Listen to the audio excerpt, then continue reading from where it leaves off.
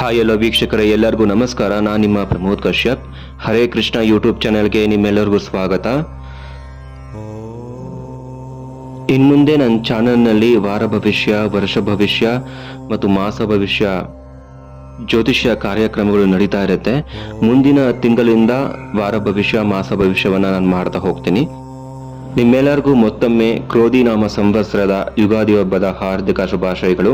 ಹಿಂದಿನ ಸಂಚಿಕೆಯಲ್ಲಿ ಮೇಷರಾಶಿ ಲಗ್ನದವರಿಗೆ ಯುಗಾದಿ ವರ್ಷದ ಒಂದು ಭವಿಷ್ಯ ಹೇಗಿರುತ್ತೆ ಅಂತೇಳಿ ನಾವು ಚರ್ಚೆ ಮಾಡಲಾಗಿತ್ತು. ಈಗ ವೃಷಭ ರಾಶಿ ಲಗ್ನದ ಒಂದು ಸ್ಕ್ರಿಪ್ಟ್ ಅನ್ನು ಓದ್ಬಿಡೋಣ.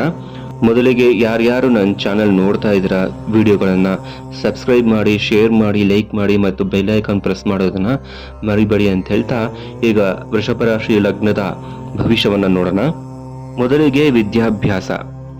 ಯಾರು ವೃಷಭ ರಾಶಿ ಲಗ್ನದವರು ಹಿಂದಿನ ವರ್ಷ ತುಂಬಾ ವೀಕ್ ಇದ್ರು ಓದೋದ್ರಲ್ಲಿ, ಮಕ್ಕಳು ಈ ವರ್ಷ ಸ್ವಲ್ಪ ಆದ್ರೂ ಚುರುಕಾಗ್ತಾರೆ. ಯಾಕಂದ್ರೆ 4ನೇ ಮನೆ ಅಧಿಪತಿ ಸೂರ್ಯ 11ರಲ್ಲಿ ಇರೋದ್ರಿಂದ ಓದೋದ್ರಲ್ಲಿ ಚುರುಕಾಗ್ಬೋದು, ಆಸಕ್ತಿ ಬರ್ಬೋದು, ಕಾನ್ಸಂಟ್ರೇಷನ್ ಇಂಪ್ರೂವ್ಮೆಂಟ್ ಆಗ್ತಾ ಹೋಗುತ್ತೆ. ಆದ್ರೆ ಲಗ್ನಾಧಿಪತಿ, ಷಷ್ಠಾಧಿಪತಿ ಮತ್ತು 3ನೇ ಮನೆ ಅಧಿಪತಿಯಾದಂತಹ ಚಂದ್ರ ಮತ್ತೆ ಶುಕ್ರರು ಸೂರ್ಯನ ಜೊತೆ 11ರಲ್ಲಿ ಇರೋದ್ರಿಂದ ಆಟ ಆಡೋದ್ರ ಕಡೆ ಮತ್ತೆ ಮೊಬೈಲು, ಫೇಸ್ಬುಕ್ಕು, ಇನ್ಸ್ಟಾಗ್ರಾಮು ಇಂಥದ್ರ ಕಡೆ ಸ್ವಲ್ಪ ಆದ್ರೂ ಆಸಕ್ತಿಯನ್ನು ಬಿಟ್ಟು ಓದೋದ್ರ ಕಡೆ ಆಸಕ್ತಿಯನ್ನು ಬೆಳೆಸ್ಕೊಂಡಾಗ ಖಂಡಿತ ನೀವು ವಿದ್ಯಾಭ್ಯಾಸದಲ್ಲಿ ಹೆಚ್ಚಿನ ಒಂದು ಅನುಕೂಲಗಳನ್ನ ಕಾಣ್ಬೋದು. ಸಿನಿಮಾ, ಟಿವಿ ಇವುಗಳನ್ನ ಒಂದು ಲಿಮಿಟ್ ಆಗಿ ನಾವು ನಮ್ಮ ಜೀವನದಲ್ಲಿ ಅಳವಡಿಸ್ಕೋಬೇಕು. ಹಾಗಾದಾಗ ಮಾತ್ರ ಓದಿನಲ್ಲಿ ಈ ಒಂದು ವರ್ಷ ವೃಷಭ ರಾಶಿ ಲಗ್ನದವರಿಗೆ ಯಶಸ್ಸು ಖಂಡಿತ ಇರುತ್ತೆ. ದಶಾಭುಕ್ತಿ ನೋಡ್ಕೋಬೇಕು. ದಶಾಭುಕ್ತಿ ನಡೀತಿದ್ರೆ ಮಾತ್ರನೇ ನಾನು ಈಗ ಇಲ್ಲಿ ಹೇಳಿರ್ತಕ್ಕಂಥ ಒಂದು ಫಲಾಫಲಗಳು ಆಗತ್ತೆ. ನೆಕ್ಸ್ಟು ಉದ್ಯೋಗದಲ್ಲಿ ವೃಷಭ ರಾಶಿ ಲಗ್ನದವರಿಗೆ ಉದ್ಯೋಗದಲ್ಲಿ ಹೇಗಿದೆ ನೋಡೋಣ.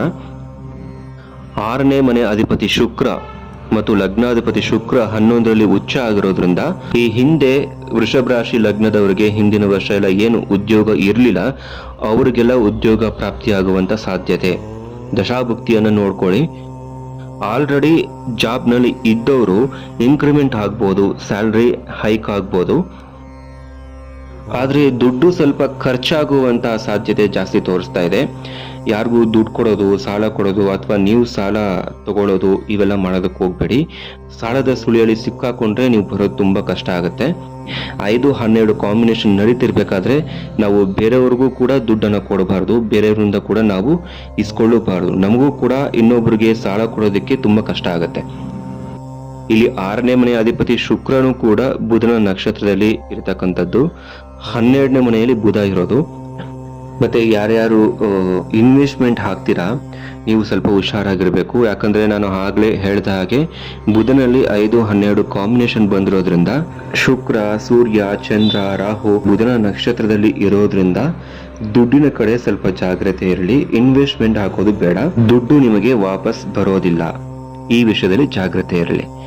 ಮತ್ತೆ ಶನಿ, ಕುಜರು ಇಬ್ಬರೂ ಕೂಡ 10ನೇ ಮನೆಯಲ್ಲಿ ಇರೋದ್ರಿಂದ ನಿಮಗೆ ಯಶಸ್ಸು, ಕೀರ್ತಿ, ನೇಮ್ ಅಂಡ್ ಫೇಮ್ ಬರುವ ಸಾಧ್ಯತೆ ಇರುತ್ತೆ.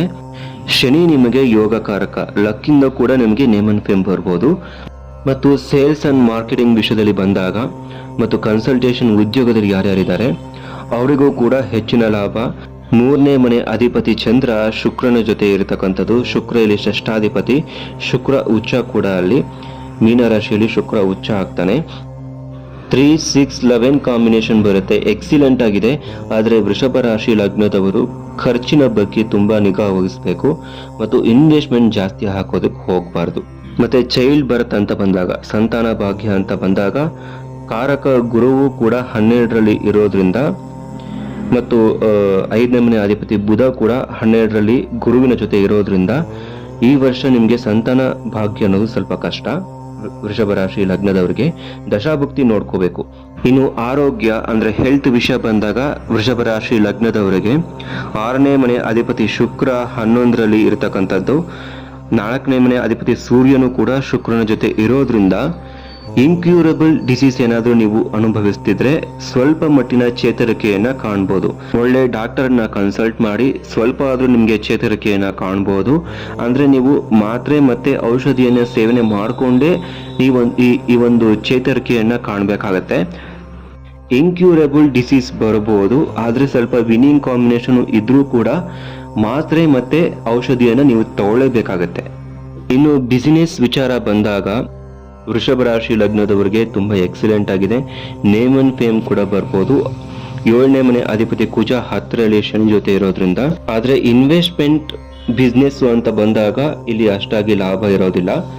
ಸರ್ವಿಸ್ ಓರಿಯೆಂಟೆಡ್ ಬಿಸ್ನೆಸ್ ಯಾರ್ಯಾರು ಮಾಡ್ತಿದ್ದಾರೆ ಅವ್ರಿಗೆ ಮಾತ್ರ ಸ್ವಲ್ಪ ಲಾಭ ಮತ್ತೆ ನೇಮ್ ಅಂಡ್ ಫೇಮ್ ನ ನಾವು ನೋಡ್ಬೋದು. ಆದ್ರೆ ಸ್ವಂತ ಬಿಸ್ನೆಸ್ ನೀವೇ ಒಂದು ಇನ್ವೆಸ್ಟ್ಮೆಂಟ್ ಹಾಕಿ ಪ್ರಾಡಕ್ಟ್ ನ ಪರ್ಚೇಸ್ ಮಾಡಿ ನೀವೇ ಬಿಸ್ನೆಸ್ ಮಾಡ್ತಿದ್ದೀರಾ ಅಂತಂದ್ರೆ 50-50 ಇರುತ್ತೆ. ಯಾಕಂದ್ರೆ ಇಲ್ಲಿ ಕುಜ 12ನೇ ಮನೆ ಅಧಿಪತಿ ನಿಮ್ಮ ಲಗ್ನವನ್ನು ನೋಡ್ತಿರ್ತಾನೆ. ವೃಷಭ ರಾಶಿಯನ್ನ ಕುಜ ವೀಕ್ಷಣೆ 4ನೇ ಆಸ್ಪೆಕ್ಟ್. ನಿಮಗೆ ಸ್ವಲ್ಪ ಒತ್ತಡಗಳು ಜಾಸ್ತಿ ಆಗ್ಬೋದು. ಅಂದ್ರೆ ಉದ್ಯೋಗದಲ್ಲಿ ಯಾವುದೇ ಕ್ಷೇತ್ರದಲ್ಲಿ ನೀವಿರಲಿ, ವೃಷಭ ರಾಶಿ ಲಗ್ನದವರು ದುಡ್ಡನ್ನ ಯಾರಿಗೂ ಕೊಡಕ್ ಹೋಗ್ಬೇಡಿ, ಇನ್ವೆಸ್ಟ್ಮೆಂಟ್ ಕೂಡ ಮಾಡೋದಕ್ಕೂ ಹೋಗ್ಬೇಡಿ. ಮದುವೆ ವಿಚಾರ ಬಂದಾಗ ವೃಷಭ ರಾಶಿ ಲಗ್ನದವರು ಯಾರ್ಯಾರು ಇನ್ನೂ ಮದುವೆ ಆಗಿಲ್ಲ, ವೃತ್ತಿಯಲ್ಲಿ ಅತಿಯಾದ ಒಂದು ಆಸಕ್ತಿ ಇರೋದ್ರಿಂದ ಮದುವೆ ಆಗೋದಕ್ಕೆ ನಿರಾಸಕ್ತಿ ಕಾಡುತ್ತೆ. ನಾನು ಮದುವೆ ಆಗೋ ಹುಡುಗಿ ಅಥವಾ ಹುಡುಗ ನನಗಿಂತಲೂ ನೇಮ್ ಅಂಡ್ ಫೇಮ್ ಅಲ್ಲಿ ಸ್ಯಾಲರಿಯಲ್ಲಿ ನನಗಿಂತಲೂ ಹೆಚ್ಚು ಅಧಿಕವಾಗಿರಬೇಕು ಅನ್ನೋ ಎಕ್ಸ್ಪೆಕ್ಟೇಷನ್ ಜಾಸ್ತಿ ಇರುತ್ತೆ. ಆಲ್ರೆಡಿ ಮದುವೆ ಯಾರ್ಯಾರಿಗೆ ಆಗಿದೆ ಅವ್ರಿಗೆ ಈಗೋ ಕ್ಲಾಶಸ್ ಆಗುವಂತ ಚಾನ್ಸಸ್ ಜಾಸ್ತಿ ಇರುತ್ತೆ. ಹೆಂಡತಿಯ ಅಥವಾ ಗಂಡನ ಮೇಲೆ ಅಹಂಕಾರ ದರ್ಪವನ್ನ ತೋರಿಸ್ತಕ್ಕಂಥದ್ದು, ಒಂದ್ ರೀತಿ ಪ್ರೈಡ್ ನೇಚರ್ ಇರುತ್ತೆ. ಅಹಂಕಾರ ಬಿಟ್ರೆ ಸುಖ ಸಂಸಾರ ನಿಮ್ಮದಾಗತ್ತೆ. ಮತ್ತೆ ವೃಷಭ ರಾಶಿ ಲಗ್ನದವರಿಗೆ ಶತ್ರುಕಾಟ ಇದ್ದಲ್ಲಿ ಈ ವರ್ಷ ನೀವು ಶತ್ರುಗಳ ಮೇಲೆ ಜಯವನ್ನು ಗಳಿಸ್ತೀರಾ. 6ನೇ ಮನೆ ಅಧಿಪತಿ 11ರಲ್ಲಿ ಉಚ್ಚ ಆಗಿರೋದ್ರಿಂದ ಸ್ವಲ್ಪ ಮಟ್ಟಿನ ಒತ್ತಡಗಳು ಕಾಣಿಸ್ಕೋಬಹುದು, ಆದ್ರೆ ಜಯ ನಿಮ್ಮದೇ.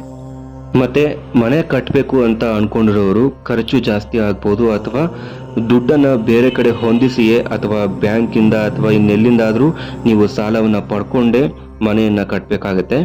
ಮನೆ ಕಟ್ಟುವ ಯೋಗವನ್ನು ಕೂಡ ತೋರಿಸ್ತಾ ಇದೆ ವೃಷಭ ರಾಶಿ ಲಗ್ನದವರಿಗೆ. ರಿಯಲ್ ಎಸ್ಟೇಟ್ ಉದ್ಯೋಗದಲ್ಲಿ ಯಾರ್ಯಾರು ಇದಾರ ಅವ್ರಿಗೂ ಕೂಡ ಹೆಚ್ಚಿನ ಲಾಭ ಇದೆ. ಆದ್ರೆ ಕೋರ್ಟ್ ಕೇಸಲ್ಲಿ ಅಂದ್ರೆ ವ್ಯಾಜ್ಯದಲ್ಲಿ ಯಾರ್ಯಾರು ಸಿಕ್ಕಾಕೊಂಡಿದ್ದೀರಾ ಅವ್ರಿಗೂ ಕೂಡ ಎಕ್ಸಿಲೆಂಟ್ ಆಗಿದೆ. ಮತ್ತೆ ನಿಮ್ಗೆ ಜಯ ಕೂಡ ಆಗ್ಬೋದು. ಆದ್ರೆ ಇಲ್ಲಿ ದುಡ್ಡಿನ ಇನ್ವಾಲ್ವ್ಮೆಂಟ್ ಜಾಸ್ತಿ ತೋರಿಸ್ತಾ ಇದೆ. ಥರ್ಡ್ ಪಾರ್ಟಿಗೆ ಅಥವಾ ಲಾಯರ್ಗೆ ದುಡ್ಡು ಕೊಟ್ಟು ನೀವು ಆ ಒಂದು ಕೇಸಿಂದ ಬಿಡಿಸ್ಕೊಳ್ತಕ್ಕಂಥದ್ದು ಈ ರೀತಿ ಆಗುವಂತ ಸಾಧ್ಯತೆ ಇರುತ್ತೆ. ಇಲ್ಲಿ ದುಡ್ಡು ಖರ್ಚಾಗೇ ಆಗುತ್ತೆ. ನೀವು ವಿನ್ ಆಗಬೇಕು ಅಂದ್ರೆ ದುಡ್ಡು ಖರ್ಚು ಮಾಡಲೇಬೇಕು. ಇಲ್ಲಿ ಶುಕ್ರ ಭೋಗಕಾರಕ, ಅವನು ನಿಮಗೆ ಲಗ್ನಾಧಿಪತಿಯೂ ಹೌದು, ಷಷ್ಠಾಧಿಪತಿಯೂ ಹೌದು. 11ರಲ್ಲಿ ಉಚ್ಚ ಇರೋದ್ರಿಂದ ನಿಮಗೆ ಭೋಗ ಜೀವನ ಪ್ರಾಪ್ತಿ ಇರುತ್ತೆ. ಹಾಗಾಗಿ ಕೆಲವೊಂದು ಖರ್ಚು ವೆಚ್ಚಗಳು ಸ್ವಲ್ಪ ಜಾಸ್ತಿ ಆಗ್ಬೋದು.